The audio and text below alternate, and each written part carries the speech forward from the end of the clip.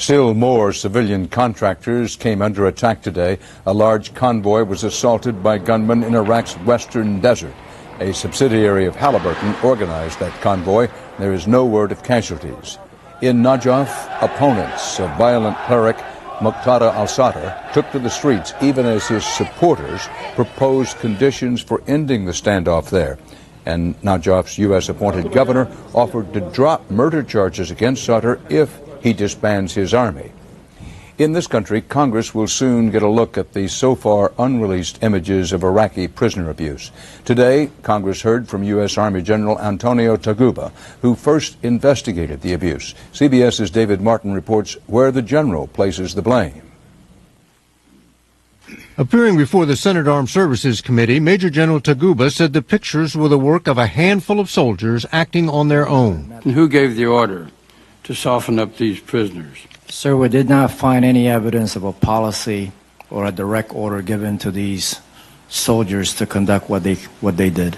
The photo we see of the detainee on the stool wired up, was that just 6 or 7 people having a good time in a perverted way at that person's expense? Based on the evidence, it was 6 or 7 people that created that type of a scenario or situation. But Taguba said the 7 military police now facing court-martial were encouraged by military intelligence personnel, some of whom appear in this picture, to soften up the prisoners for interrogation.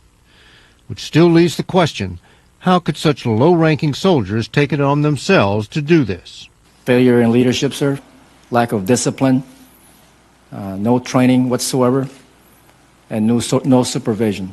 According to Taguba, the leaders who failed are Brigadier General Janis Karpinski, the commander of the MPs, and Colonel Thomas Pappas, the commander of military intelligence at Abu Grahb.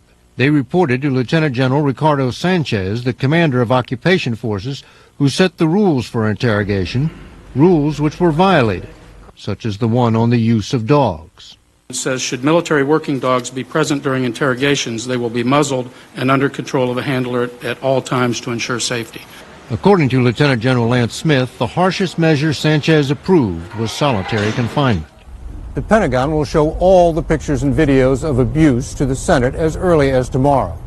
Officials say one video shows a handcuffed prisoner beating his head against a cell door while a soldier records it with his camera. Another shows a prisoner being subjected to what appears to be water torture.